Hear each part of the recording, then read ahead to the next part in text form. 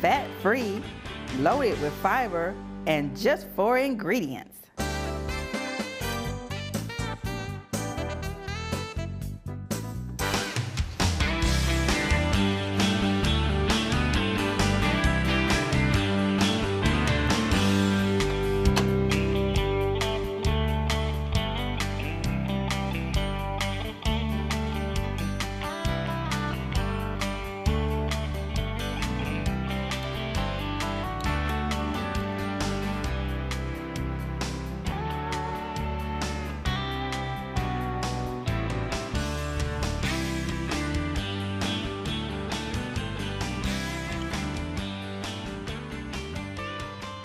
I like this recipe so much, sometimes I make it my main dish and serve it with a side salad and a whole grain roll. Enjoy!